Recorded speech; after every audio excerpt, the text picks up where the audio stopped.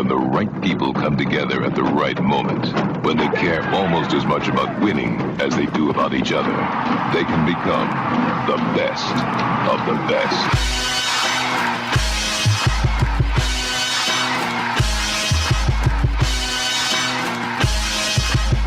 Welcome to the best soccer show, the best soccer show in the whole world.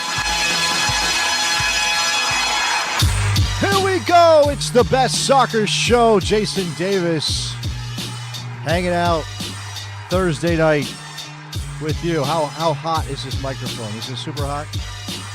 People have been trying to get things working here on the best soccer show.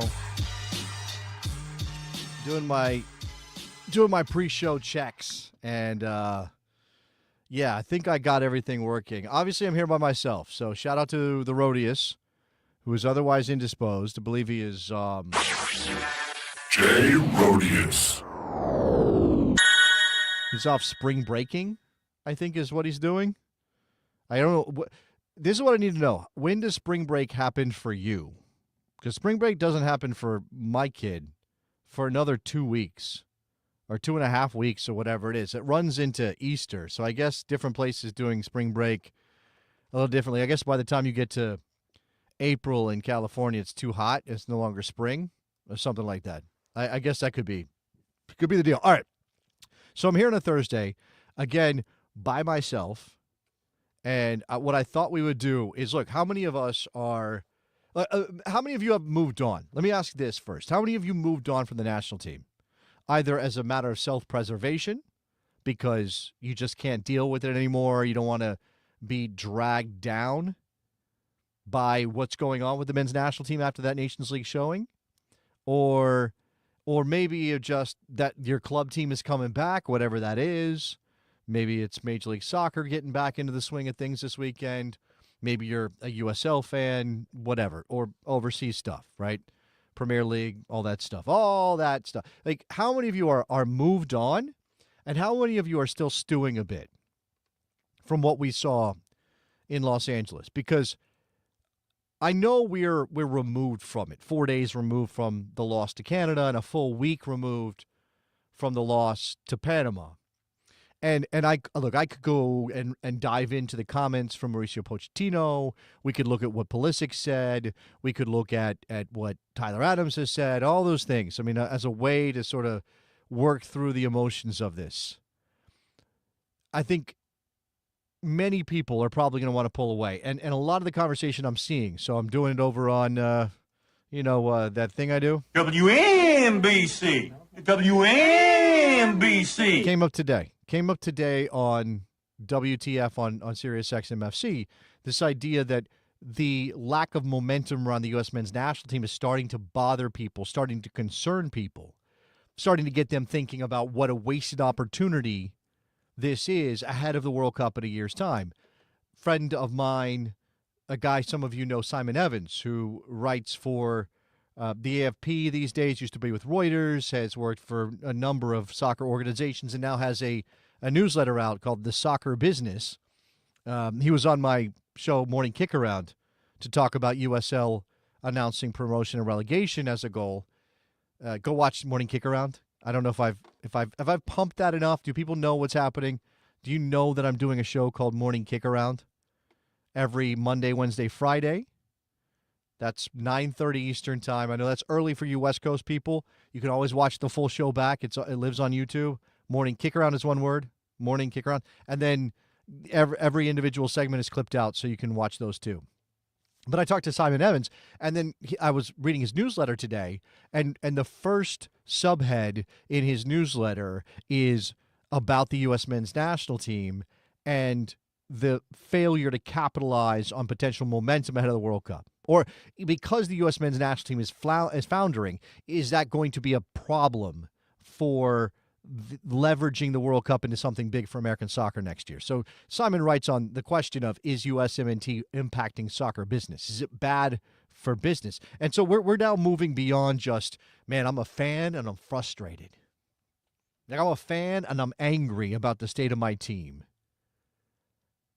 to sort of bigger picture stuff. right? And I'm listening to. I mean, you're going to get a little bit of a stew here today. For anybody who is a member of the Patreon and has been listening to or watching my dailies that I'm putting out. So I'm doing dailies over on the Patreon. You get the Daily Davis. Shout out to Ben who coined the term. I should have had that first, but he was better than me. So every day for the past week or so, maybe more, been dropping some thoughts, dropping some things into the Patreon. So it's a little bonus for you. Like it's a little mini podcast, right? And you know, I was thinking about this stuff and I was posting to those to the show, and I was thinking about where we are in terms of building to the World Cup and the leverage and all those things. Promotion and relegation is all in there, all that stuff. Right? But we're talking about this feeling like a moment for American soccer that, you know, not feeling like it is a moment for American soccer that we haven't had since 1994. When the World Cup comes to America next year, and also Canada and Mexico, shout out to those people too. When the World Cup comes to America next year, that feels like a once-in-a-generation opportunity to make the sport bigger and grow it and explode the attention, all those things. And I still wrestle with this idea, and maybe some of you can appreciate this, as to why that's important to us. Like, in 94, we didn't have a national men's outdoor soccer league. FIFA was demanding that we start one as part of getting the rights to the World Cup in 94, getting the rights to host the World Cup in 94. And so they were starting from zero, essentially, in 94. You know, we moved into the 21st century, and there were moments when it was like, well, this is a big opportunity, it's a big moment. Every World Cup felt important as a building tool for soccer in America. And obviously Major League Soccer is growing through that, and they're trying to also latch onto the national team and all this stuff. And so we had reason to be concerned about the state of soccer in America and therefore be worried about whether or not we were taking advantage of World Cups, right? Now, there's really no sense. Now, Major League Soccer could be bigger and better, of course, but there's really no sense Major League Soccer is going anywhere, right? And now we've got USL doing its USL things. I'm a little bit more cynical about why USL is doing its USL things, but we can save that for a different discussion. But we've got USL clubs that are solid, that are not going anywhere, that have built up fan bases, that maybe even will get a stadium here or there. Louisville already did, right?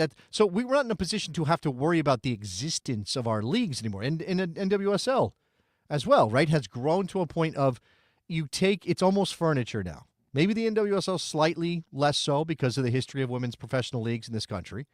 Major League Soccer is the furniture. It may not be the most expensive furniture. It may not be the nicest furniture. It may not be the furniture where you serve Thanksgiving dinner, right? It may be the kids' table, but it's still furniture. Maybe it's their college sofa and not your main sofa. Your downstairs sofa, but not your nice sofa. But it's still the furniture. So why do we care so much? I mean, maybe we care because we want our men's national team to win a World Cup, and we can connect those dots. The better we're doing for attention, for money, if the bigger the sport is, the more likely it is where we're going to develop a World Cup champion. And man, how far away do we feel from a World Cup champion right now? Like, how far away do we feel like we are? And there are plenty of people out there who would tell you the chances of the United States ever winning a World Cup are slim to none. And that's just reality. And that's fine, right? That's a realistic read on the state of international football and where our country is and all these things. I mean, we would be, if the United States ever won a World Cup, it would be incredible it would be incredible as it happened because, again, soccer is not our number one sport. And the nations that have won World Cups, I mean, limited number, and I'm not throwing out Uruguay, but let's throw out Uruguay because they haven't won one in 74 years. It'll be 75 years now. It'll be 76 when we get to the next World Cup, and I don't think they're going to win one. Right? But so you've got a subset of countries that are capable of winning the World Cup, and in every one of those cases, the sport is the number one sport by a significant margin. So we would be we would be, upending all of that history. So it's everything's working against us. But we certainly imagine as Americans, because we are Americans, that we have the capacity. We can do whatever we put our minds to. We're Americans. We're winners. That's what we do. Okay. Now, what we witnessed in this last Nations League is some clear problems with our national team. And you want to talk about talent, we can talk about talent. Now, you want to talk about players who might not be good enough, we can do that. Right? We can try to get a handle, as difficult as that is, on what the talent level is for the United States men's national team. Now, you can tell me that that's not talent enough to win a World Cup. Duh, no question. You can tell me that that's not talent enough to make a World Cup semifinal. Okay, fine. I mean, that's circumstantial. Morocco made a World Cup semifinal. I don't think anybody had on paper their talent being that level before that tournament began. Right? So things can happen in a tournament, but you're betting on luck that you don't know is going to come. So we're just talking about you have to raise the bar to a certain level to have at least a reasonable shot. Well, then the United States isn't there. So you can make those arguments, and I would listen to you, and I would agree. But what I won't agree with is that we're not good enough to beat Panama on home soil, talent-wise. That our talent's not good enough to beat Canada on home soil. I don't care if there's 5,000 people or 50,000 people or 150,000 people in the building. The United States should be good enough to beat Canada. As much progress as Canada has made, the United States should be good enough to beat Canada. The talent is there. So what are we talking about here? We're talking about bad coaching? We're talking about bad management. Is Mauricio Pochettino to blame for where the U.S. men's national team is right now? He's been on the job for, 5 months? That gets hard, right? To blame Pochettino. And I'm not going to throw the baby out with the bathwater and say Pochettino's the problem. Get him out of here. We need somebody else. Where a lot of us are at, and a reason a lot of us feel like depressed about this rather than just sort of frustrated, because I do think those are different. Frustrated is there's potential here. I can see it. I think we just need to get some things right and we'll be much better. And then depression is like, oh, we're not good enough and we might never be. Like, we're not good enough and I can't see a way to get there. Now, part of the problem with this moment is, and part of the reason why it's a little bit more depressing than it is frustrating, is because we look at that team and we're looking at them through a certain lens. And certainly this is an analysis based on results to a large extent. But we look at them and we say they're not giving enough. They're not trying hard enough. They're not playing hard enough. They're not bringing a passion, a desire to win to the table for the U.S. men's national team that we demand as fans. Now, the world is wrestling with how important this is right now, the international game. Right? The world is sort of wrestling with how to balance what the players are being asked, the top-level players, Champions League-level players, against this international calendar. Right? I saw it today. Nicholas Jackson was the example. So Nicholas Jackson, the Chelsea forward, who plays his international football for Senegal. Okay? He is the Gambian-born player who I think, moved to Senegal, he is a Senegalese player now, internationally. He is eligible between Chelsea and their various European competitions this season and potentially next if they finish top 4, top 5 and make the Champions League. And with Senegal, African Cup of Nations, all these things leading into the World Cup, he is potentially eligible for something like 117 games. Now, Nicholas Jackson's not going to play 117 games. He ain't going to play that. But he's eligible for them, and his manager, more often than not, whether it's Chelsea or Senegal, is going to look at him and go, Nicholas, I need you to play. More often than not. I mean, the vast majority of those games are going to be competitive matches that matter to Chelsea, and he's going to be asked to play, or at least to be available. So we're having that issue right now. And I think it's an important contextual element to how we think about our national team and what demands we're putting on them. Now, not all those players are playing 117 games we're being asked to. Even Pulisic, even McKennie, even all of those players. Right? They're not being asked to do that. But what we do demand of them is that when you show up, and you're wearing the badge of the U.S. men's national team, and you're wearing the flag of the United States of America, you act like you care. And I don't think a lot of us think of that as too much of an ask. Like, if you don't care, say no. I think, I mean, of course, any player that turns down an international call-up is going to get roasted.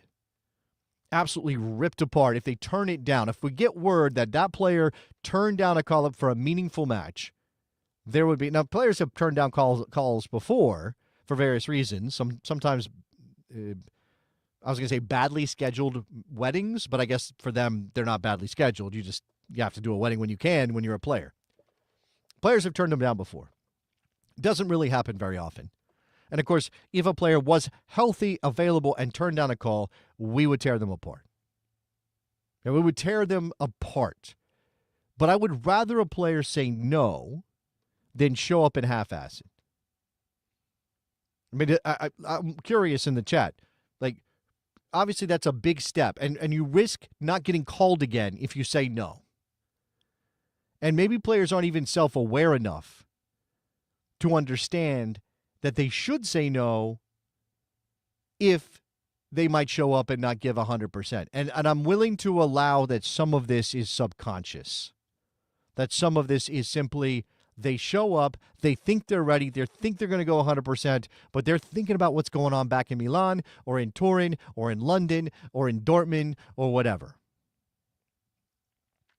So, and this is the problem we have.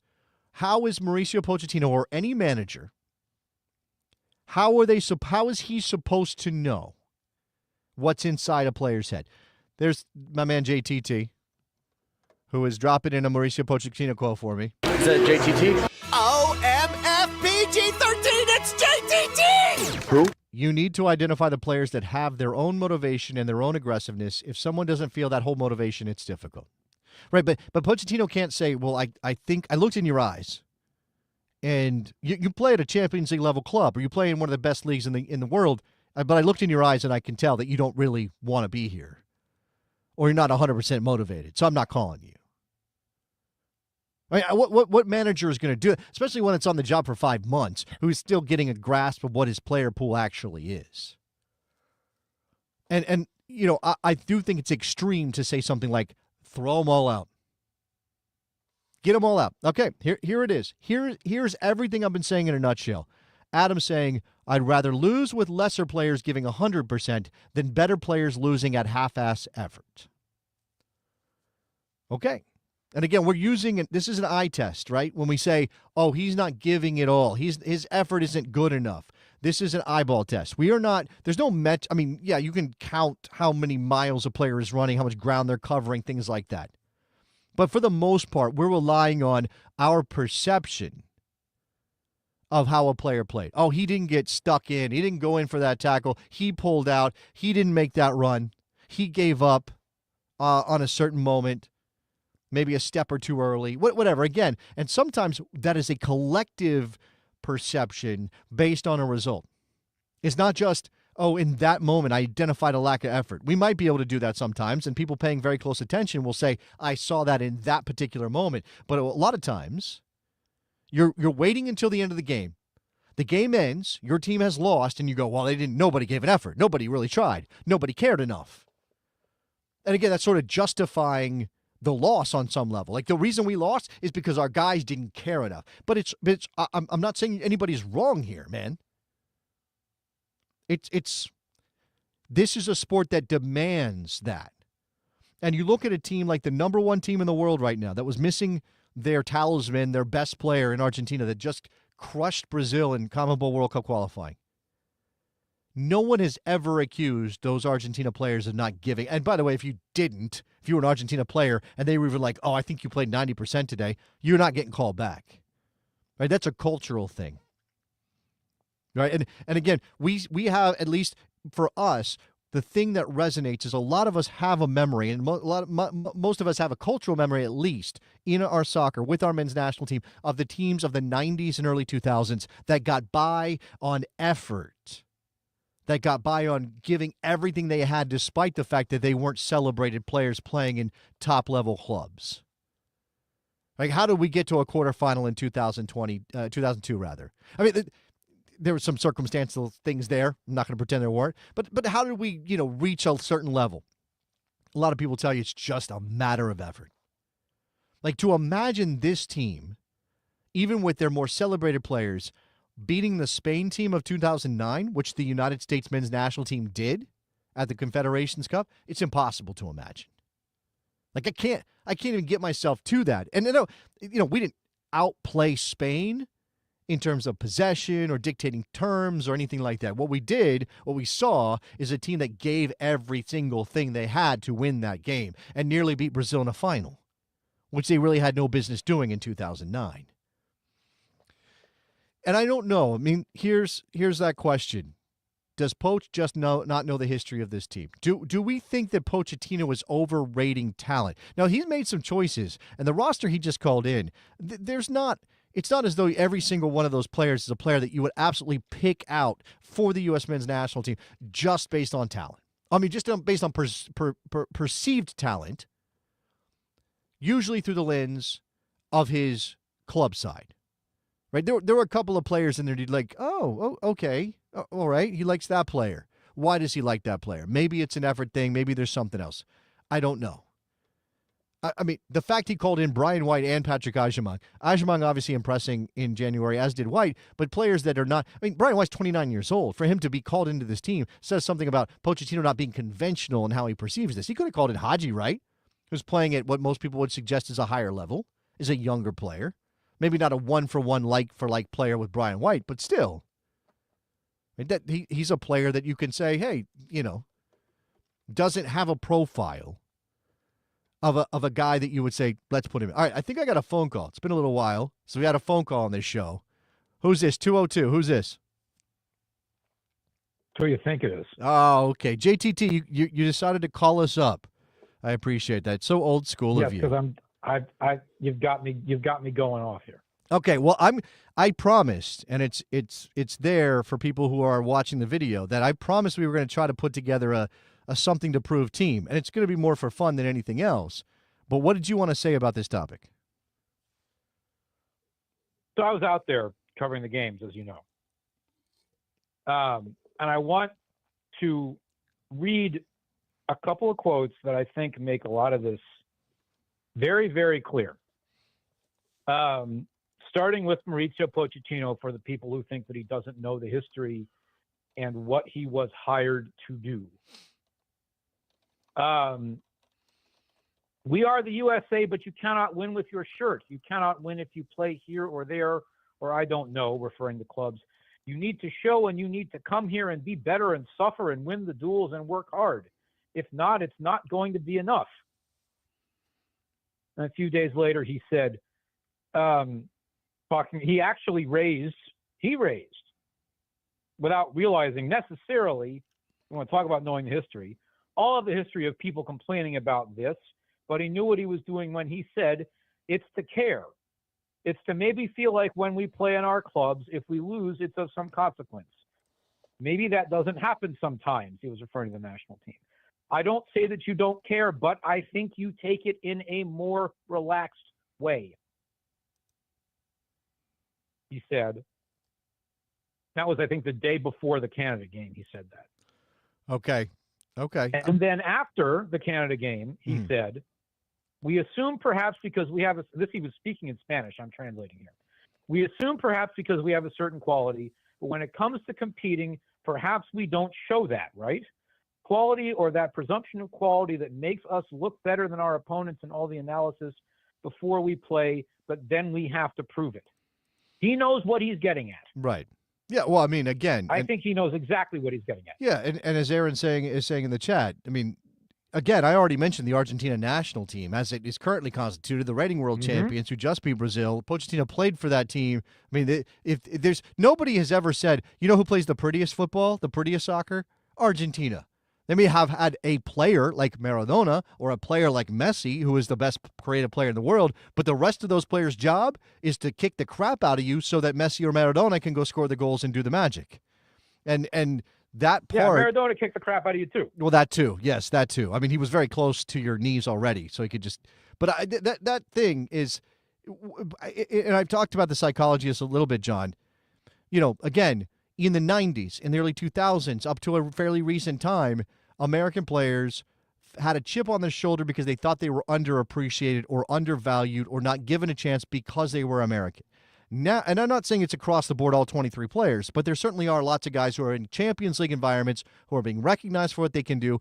It's not about pay so much as it is sort of like, oh, I made it.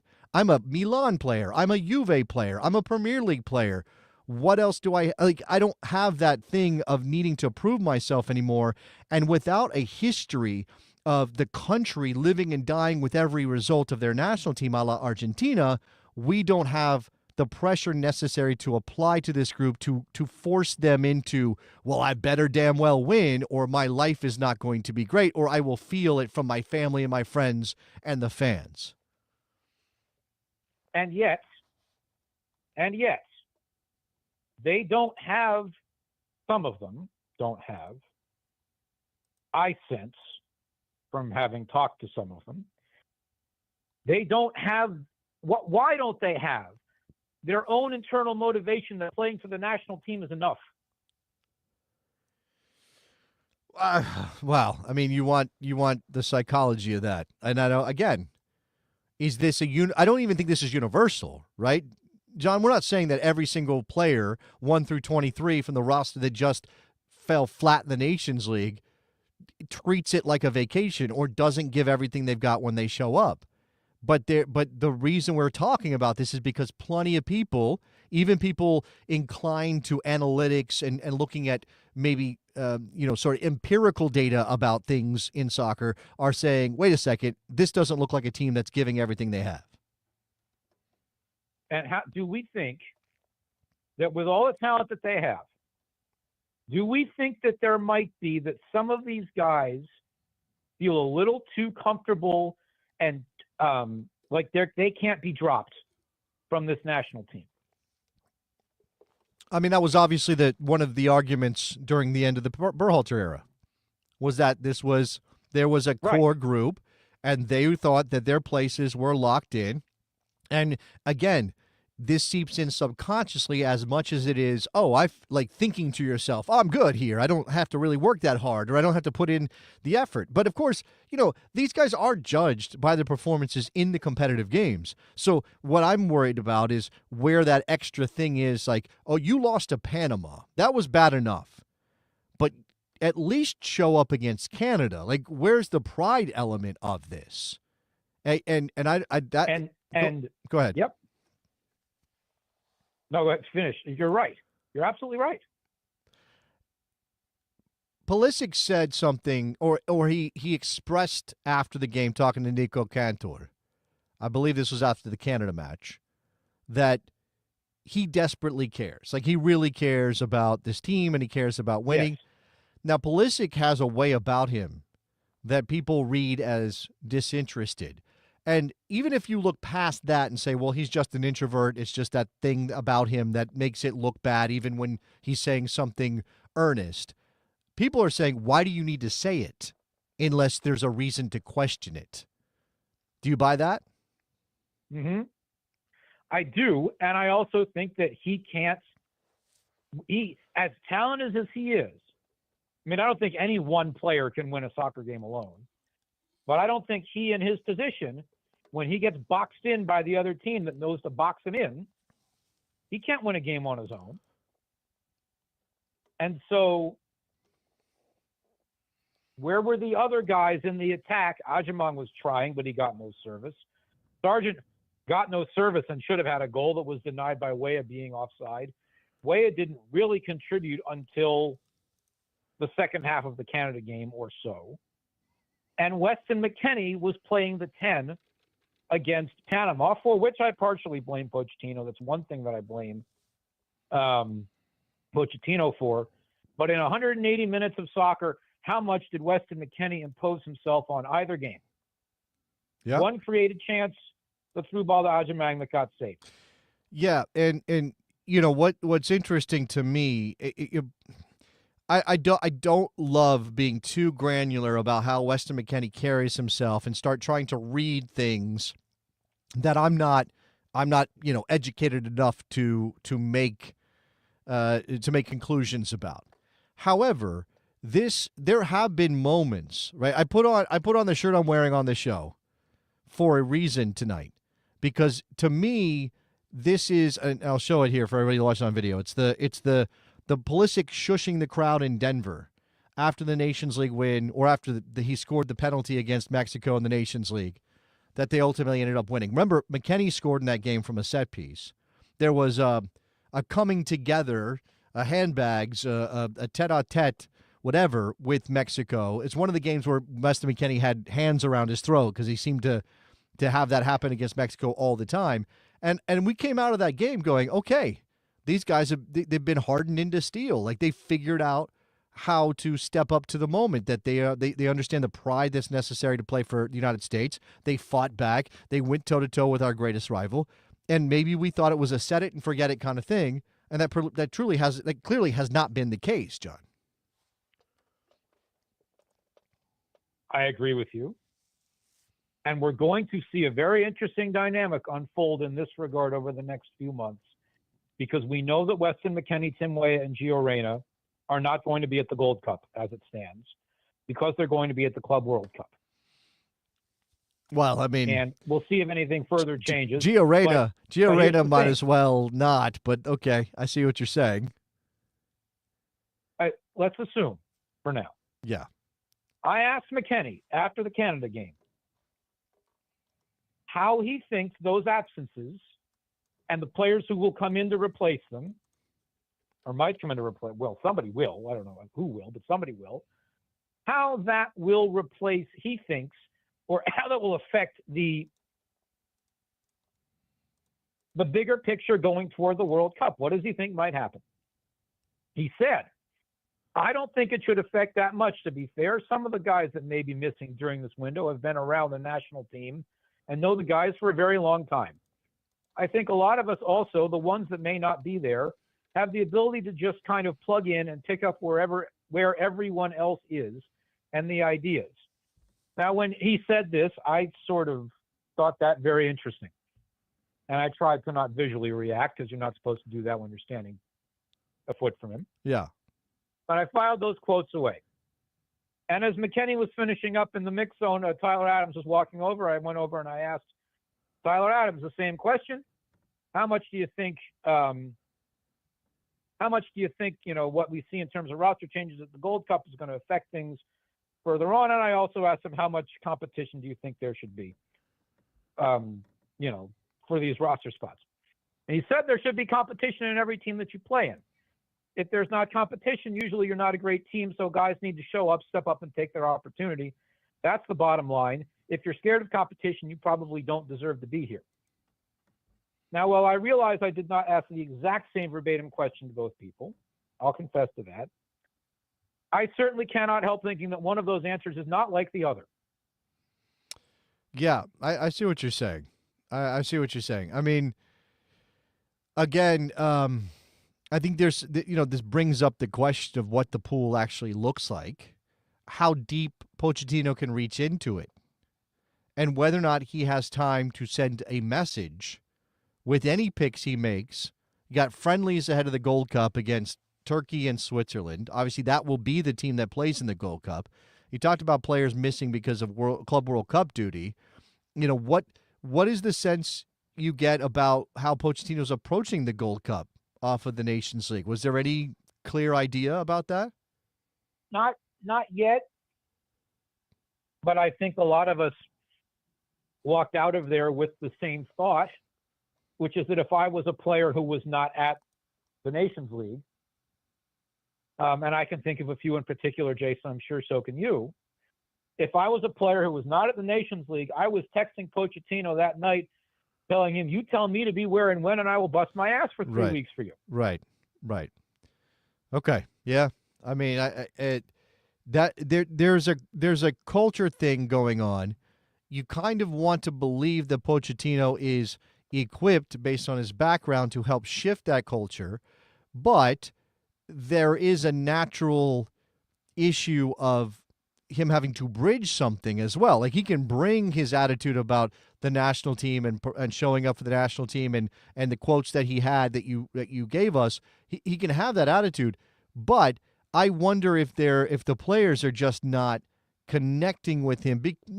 I mean, I have to say it because he's not American, John. Because if I don't think it's that. Okay, well then I don't know. Then what's the answer, right? That's again, what's the answer? What can Poach do? I think that if certainly now the U.S. is under pressure to win the Gold Cup, and if Pochettino brings in some players who then go on and win the Gold Cup, then we will see in the fall who comes back. And I think that is how this narrative is going to unfold. And we will see who gets dropped after these two tournaments. Okay, so again... Adam asks this, how can Poach not figure out how to beat a back five? May I answer that? Sure, go ahead, John. Go ahead. He picks the team, and he stands there, and he has to watch them. It is the player's job to execute. That is true, but I think it's not unreasonable to look at the lineup he chose and the personnel on the field and say, wait a second, if you knew this was a back five, why is Yunus Musa there doing nothing dynamically with the ball? Why is, again, Weston McKennie playing at the 10 instead of having, maybe you don't think Gio Reyna's 90 minutes fit, but you could have played him half an hour, and you certainly could have brought Luna on or chosen to play Luna. And I said that. I wrote that after the Panama game. I agree with that much. But I really believe, especially after having watched and listened to these players for a week, I really believe that a lot of this is on the players. Okay. All right. Well, that feels right. I can't say it doesn't. And in terms of who the people are who might have been texting him, saying, I'll be there. One of them might have been in Coventry, and he wasn't on the 60-man roster, which I think looks interesting in hindsight. Mm-hmm. At least one or two of them were in Eindhoven. Okay. One of them might have been in Mexico City. One of them's in Leeds, and one of them's in Utrecht in the Netherlands. Okay. I mean, well, I think there's a little homerism there, just because you alluded to it. There is. Yes, and I said as much. Okay. But I still think they can contribute. Okay. This is what I'm going to do here. And John, you're free to hang out if you want to hang out on the phone, or if you would like to jump in through the other means. I will leave that open to you. I can jump in through the other means. You just let me know. Yeah, go ahead and do that, because what I'm going to do is pop something up on the screen here. And okay, and this is hang up and reconnect. Okay, this is a working list. Let me just say that this is a working list that I have put together. This is by no means comprehensive. A lot of this actually was helped out by Ben in the Bestie Slack. And again, if you want to be on the Slack and you want to get Daily Davis, please join up on the Patreon, patreon.com/thebestsoccershow. I think we're delivering things over there that are interesting now. And again, you get to be part of the community and all of that. You get to see how fast Mike Thomas can run a mile. Stop it, Mike. You're making the rest of us look bad. But this is a working, and again, this is what I want you to remember. I'm not saying every one of these players is good enough for the U.S. men's national team. What we're trying to identify is guys that have something to prove.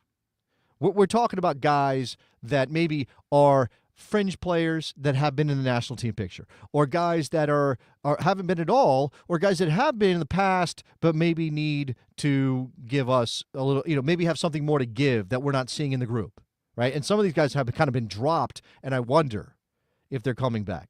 So again, with some notes from Ben in addition to some additions I made, this is not just his list, we put those together. Here we go. Goalkeeper, I added Patrick Schulte. He did not have Patrick Schulte. He did not have Ethan Horvath. Now, Ethan Horvath was not called up for the Nations League, and I think everybody's kind of like always wishy-washy on Horvath. He's given us good moments, but he doesn't ever seem to rise to a higher level. And goalkeeper's not really our issue, as much as Matt Turner is a questionable player. Okay? Now, Roman Celentano, like to see more of him. Fine with that. Chris Brady, all right, developing player. You know, I've heard some opinion from goalkeepers who would know that maybe Chris Brady is not all he's cracked up to be. Matt Freese is a good shout from Morgan. Shout out to Morgs. What's up, Morgs? I haven't played Morgan's drop on a while. I see that Morgan. Where is your drop, Morgan? I don't even know where it is. Oh, there it is. Morgan has done it! I saw Morgan saying happy birthday to Tom Bogert in some video that they put together because I know she's like working over there doing other stuff now. Anyway, shout out to Morgan. All right, so goalkeeper.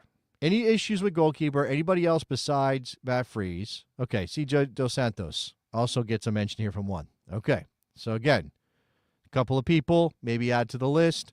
If you want me to even put them on here just for visuals, we can do that. So CJ Dos Santos, and we've got Matt Freese. All right, this is again, this is not. We're not the issue again is that there are sort of these players that by virtue of their resume and where they play their club football, you go, oh, he kind of has to be in the team. But goalkeeper is not really a place where it's clear. Defenders. I don't think this is a very deep list. And honestly, I mean, this is where I would say, look who's here. There he is. There he is. All right. So JTT is stepping in to be a impromptu. Are you? All right, there we got your microphone up. Yes, sir. Jonathan. Okay, so again, I'm working through this document that's got some names on it. Again, my idea here is that we're just having fun, imagining players who might have something to prove. Scroll up a little bit. If you would rather have a player who gives 100% effort, even if we lose, than a player who half-assed it, and you know, again, if they were half-assing and we were winning, we wouldn't be having this discussion. Right. But they're half-assing and we're losing. So show me somebody who gives us a full effort, and if we happen to lose with a full effort, okay, fine, whatever. My defenders are Jackson Reagan, who missed out on January because the Sounders did not release him, is my understanding. Was he? I don't think he was injured. I think that was the case at the time. Ryan Hollingshead, who's never really gotten a look for the national team as far as I can remember, John. Do you remember Ryan Hollingshead? And he is a wing back. Let's be clear. He's not a traditional fullback. But Ryan Hollingshead is not somebody that I've seen in the team before, but always gives a great effort. No, Go ahead. On Hollingshead. Keepers, I don't see Zach Steffen. Okay, so you would argue that Zach Steffen sort of deserves to be in a team, even though he got called up and he didn't play. And by the way, word on the street, and I don't know if you heard this in L.A., was that he maybe was lined up to play against Canada but got ill. The illness was announced. Okay. Whether or not he was lined up to play, I don't know, but the illness was announced. Okay, all right. So there you go. So maybe Zach Steffen deserves another bit of consideration. I've certainly been playing well so far this season in Colorado. Defenders, as I said, this gets a little bit tougher. Reagan, Hollingshead. I'm throwing Aaron Long on here. Okay, he's 32 years old, right? He's not anybody's idea of the ideal center back for the U.S. men's national team. I had him on the radio the other day talking to me and Winalda. He said, "Look, I've hit all the same metrics I used to hit. My top end speed is the same. Now maybe his sharpness is not quite as good, but he's actually played well. Scored on the weekend, if that matters, against Sporting Kansas City. Like Aaron Long I would rather have Aaron Long going 100% full speed all the time because he wants to prove himself than somebody who's not. I don't know that that's fair to Tim Ream, who's 37 now or whatever he is, or Chris Richards, or Cameron Carter-Vickers. Is Cameron Carter-Vickers a player that you would identify as less than full effort against Canada? I mean, he didn't play great.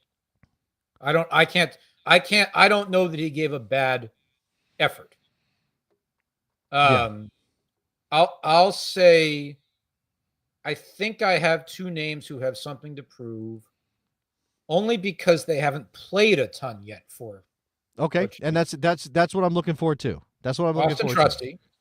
Okay, yeah, on the team but didn't play. Right. As far as So I'm going to include people who were on the team but did not play. That's fair. I think that's fair. You can't judge them by what their peers did when they were on the bench. Of course. Correct. So, and the other one, I'm going to say Serginho Dest only because he's been out. See, that's an interesting one because I think a lot of people would tell you that Serginho Dest is sort of patient zero here on some level.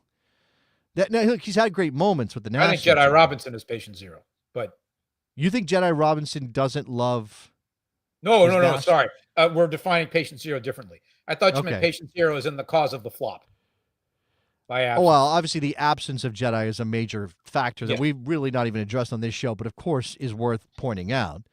But what I'm saying is Dest is exactly the sort of player that maybe thinks of the national team as just the side thing that he does sometimes. You know, it doesn't seem, and this is the way he carries himself. And again, we're judging body language. And of course, look, what happened in Trinidad is also a factor here for Serginho Dest and how you view him in this national team. Like, there's no questioning his talent going forward. But is he a player that gives you 110% all the time? We're going to find out because he hasn't played for Pochettino yet. Well, okay, fair. So that's why I put him on the list. I'm not comfortable putting him on my list for players who have something to prove, because I think he thinks he's God's gift to fullbacks, is what I think Serginho Dest believes. Sure. If they think in their own mind that they have, if this is a list of people who think in their own mind that they have something to prove. Yes. Sure. But I think in the outsider observing sense that Serginho Dest has yet to play for Pochettino. Therefore, that is a fair statement, yes. By the way, I have Richie Ledesma on this list because he's never really gotten a full look. But there is a lot of talk about him switching to Mexico. And I think part of that is he's been moved to fullback at PSV Eindhoven, and there may not be a place for him in Pochettino's team. I mean, that's sporting director. Well, of course, there's got to be a direct line of communication happening. I mean, there's something going on. Obviously, Malik Tillman, a player who's never really shown up for the national team, is also at Eindhoven, was out injury. I'm not putting him on my team. That's a midfielder, but I'm not putting him on this team.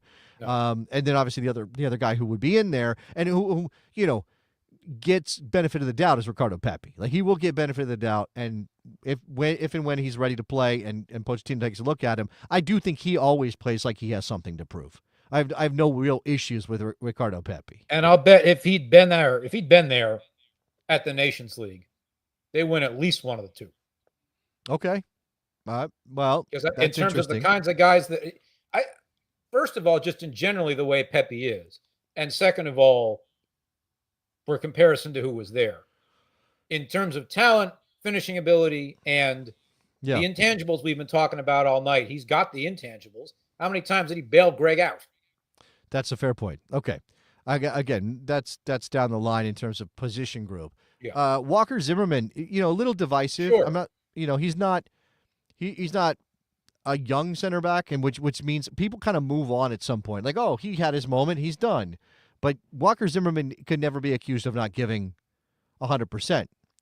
Whether he's good enough now is definitely a question. But I'm going to put him on a team where maybe he played like he has something to prove still. I mean, despite going to a World Cup, it feels like Walker Zimmerman thinks he has something to prove with the national team.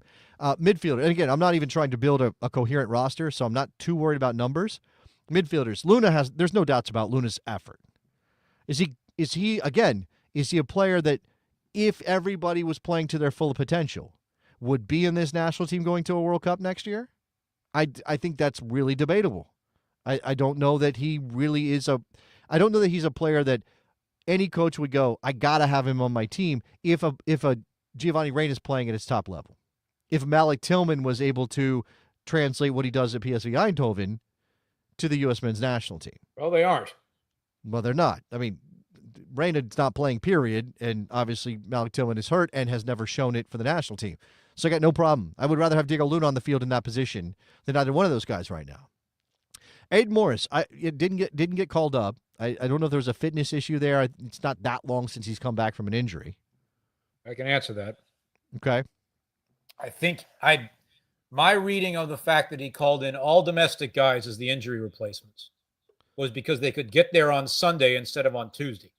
Right. No, absolutely. That made a lot. That made sense to me. Brian Gutierrez wouldn't be first choice based on his resume, but and a slightly different player, obviously, with that. But Jack McGlynn, exactly. But Aiden Morris wasn't on the. What I'm saying is Aiden Morris was Tanner Tessman was chosen over Aiden Morris, is what I'm saying. And Tessman, by the way, cannot be accused of being a guy who doesn't have anything to prove. He just didn't show enough in these games for us to feel good about his position going forward. So why not give Aiden Morris an opportunity to prove it? Okay. I go Georgi Mihailovic on my team. I know we've had moments with Georgie, I know it's been a mixed bag with Georgie, but I don't know that the program should be done with him if he's going to show up and give all he's got. Again, we're just talking about guys who have something to prove. Would you agree that Georgie Mihailovic probably feels like he has something to prove with the national team? I would hope so. He showed up during the Olympics and quieted a lot of us who thought he shouldn't have been there. So if he gets an opportunity, sure. I'm looking up his stats for the year real quick. Has he done enough to earn it? 2 goals and 2 assists in 7 games. We'll see by the summer. Yeah, I don't know. I it's hard to judge that kind of like he's a player that if his counting stats aren't great, then you feel like he's not having a good season. He doesn't deserve a look. And as I said, Giovanni Reyna plays at his top level and is playing regular club minutes and is sharp and is 100% fit. And Malik Tillman is playing at a high level and is 100% fit. And you obviously have Diego Luna, who's impressed Pochettino with his guts and set up the only goal the U.S. scored in these 2 games. Then you wouldn't have Georgie Mihailovic in your team. But that's the thing. I don't think I'd take him over the guys who are listed below. Okay. I have Brendan Aronson on the team, and you mentioned Paxton in you referenced him. Both of them, yes. So, and I put Paxton on here after he came up with you. Brendan, I never doubt Brendan's effort. Again, it's about the quality that he brings and whether he delivers enough final product when he's on the field for the U.S. men's national team. But I don't ever doubt his effort. So I would put him on a team where effort is key. Christian Roldan, again, maybe not good enough, John, but never question the effort Christian Roldan throws out there. Any thoughts on those guys? Brendan, I think, has something to prove because he was the 24th or 25th or whatever it was number out of the 23, right? He didn't make it. Not by much, but he didn't make it. Yeah. So now he's got something to prove at the Gold Cup.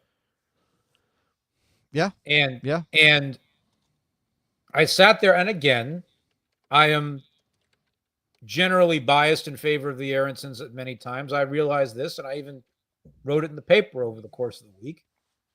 But I think all of us who watched him said, good Lord, they need somebody who can just run up the defense and unsettle them and do some things. And that person was not there. And Brendan Aronson would have been that person. I have very little doubt. All right, so again, Roldan, Paxton, I threw on after thinking about it and realizing they weren't here. Cole Bassett, James Sands, who now is in Germany, and I just added Timothy Tillman, who I had in my head but didn't put on this list, and Juan has said the Tillman brothers. And again, we're kind of leaving Malik out for now because of the injury. I think I don't know, probably would have been in this team. Actually, maybe now that I think about it, maybe he wouldn't have been in this team. I don't know. But he has been a national teamer, and he's had opportunities, and he hasn't quite given us what we want. Timothy really hasn't gotten a shot. So let's maybe see that. I don't know where people are on James Sands. Again, if you were replacing Johnny Cardoso and you weren't worried about travel, would James Sands have been on that list of guys to call in? You're making faces. I am making faces, and this is the radio, and I shouldn't make faces. If you give me the choice between James Sands and Jack McGlynn to replace Johnny Cardoso,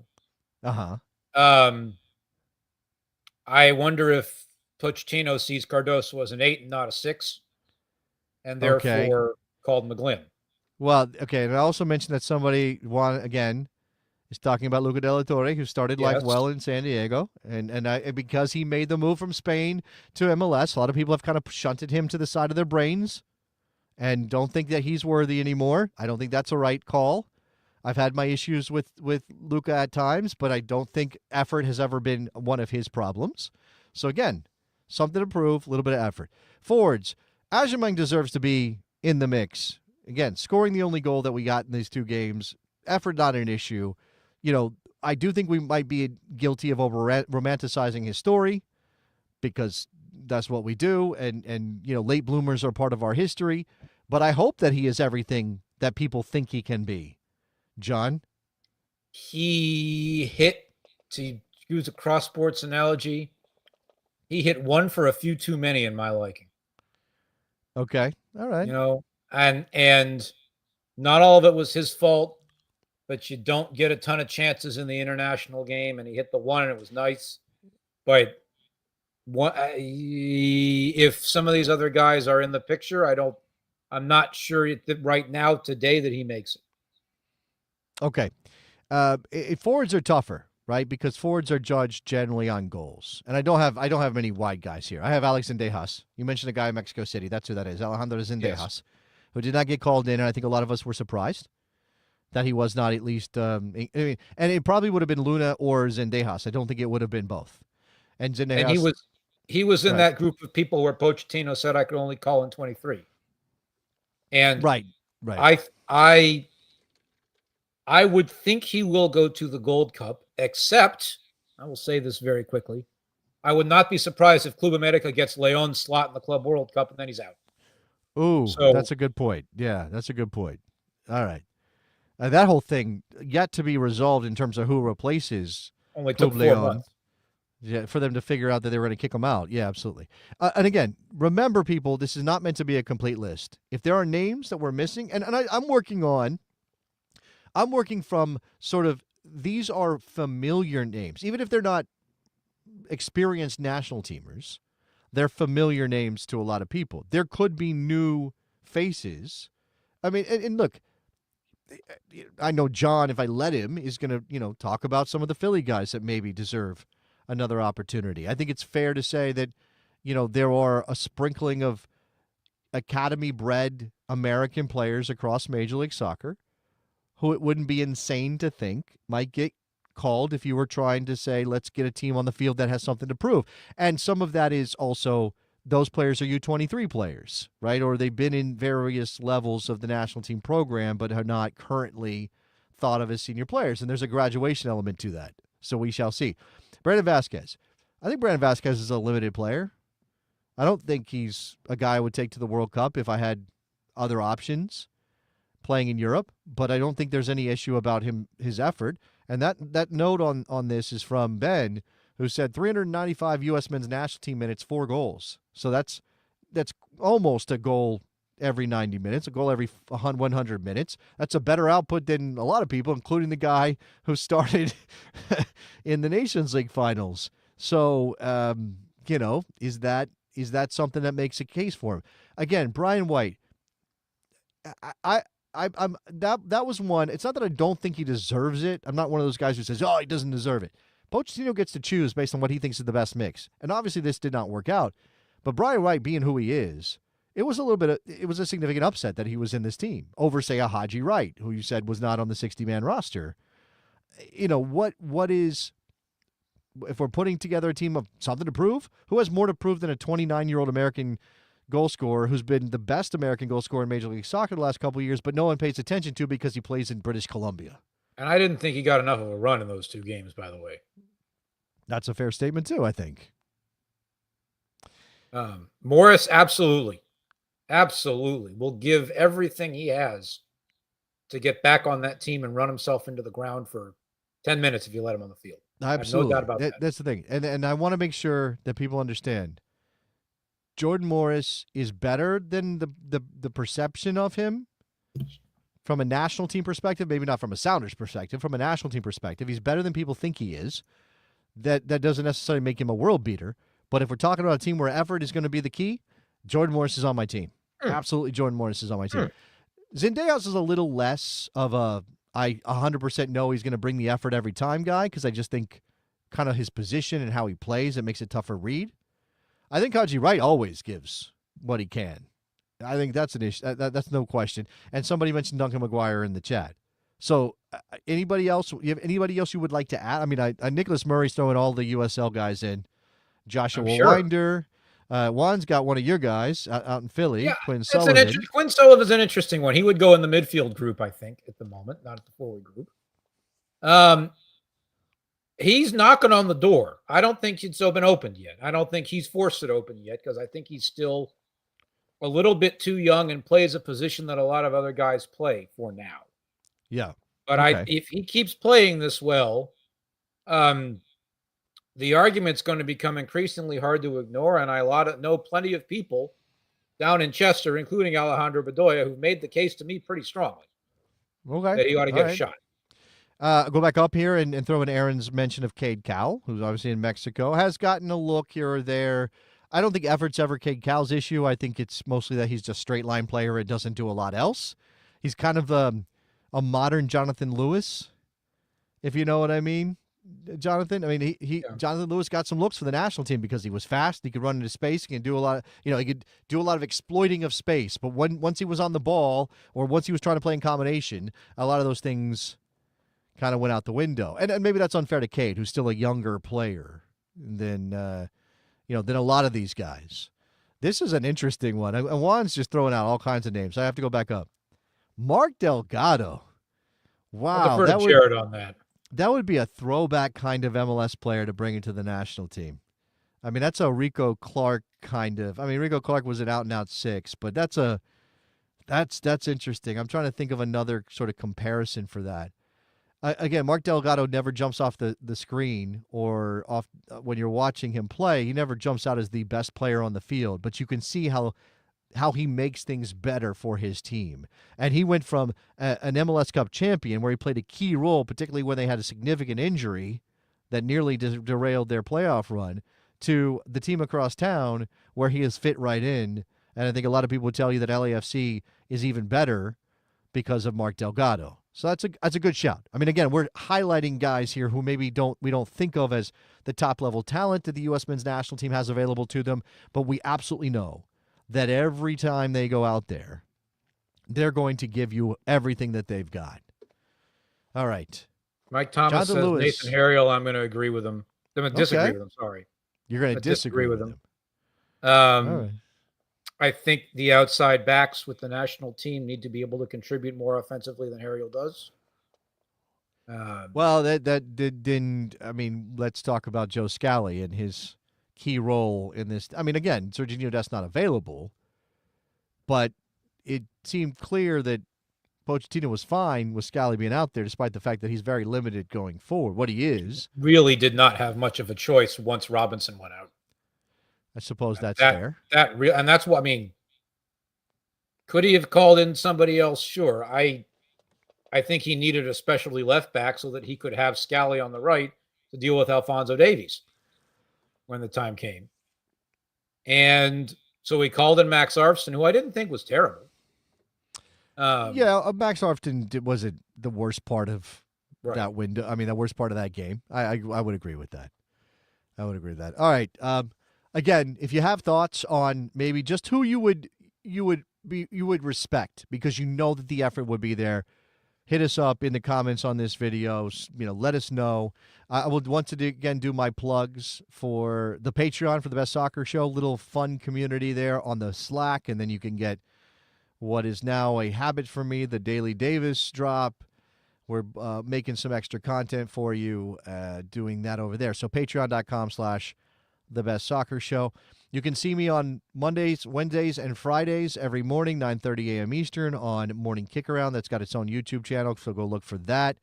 At some point, I imagine, in the very near future, one Jonathan Taylor Tannewald will be on that show. I have to find the right subject for JTT to join us to jump in and be on Morning Kick Around. Of course, you can find me on the radio at You have a radio show. Where am I? Yeah, what is that show? I don't remember what that show is called now. No, it's called WTF. Yeah. Every weekday. WNBC. WNBC. Should mention I'm on Blue Sky. Yeah, go ahead, John. For reasons that you and some of the listeners know well, I might not be available for your radio shows until after the next 2 weekends of college basketball. Oh, yeah, basketball guy. It's basketball time. Isn't that fun? Absolutely. Yeah, let me just also tell you, like the ProRel story, what's going on with USL, all that stuff is getting full coverage at Morning Kick Around. I know there are people covering USL, so shout out to John Morrissey and some other people, and lots of podcasts and DIY stuff in the USL ecosphere, and I definitely want to recommend that you go support them. But what I've done for most of my career is talk about American soccer stories, and obviously with the radio focus now being in the afternoon and largely on European topics, I don't always get a chance to talk about this stuff from a passionate place. And I had a conversation today with an old friend of ours, John, that reminded me what I'm good at, and I was like, oh, I want that morning kick around experience to be that thing. If you liked the United States of Soccer, if you ever had Sirius and you listen to that show, morning kick around is much more of that flavor than WTF is at the moment, and even the best soccer show, which is still going. We're still here. Jonathan's been around forever too. So, all right, Jonathan, thank you very much for jumping in. That was You're great. welcome. I appreciate it. Morgan, right, your Gators beat my Maryland Terrapins. That was not right. so enjoyable for me. I'm going to leave it at that as John talks to people in the chat there. All right. Anyway, thank you very much, guys, for watching. Thank you to JTT for jumping on and giving me some of his time and some of his insight. Shout out to Jared, who I know jumped in the chat at one point and then disappeared. If you saw Wax888, that is Jared being all incognito or whatever. I don't know what he's doing on spring break. Anything I'm missing? Again, let me know. Hit us up. You can always find me on Blue Sky at Davis Jason and let me know what you got on your mind, and we will talk about it. And I'm sure at some point in the near future we'll get back together with Jared and do more of this. So with that, I am out. Have a great evening. See you soon.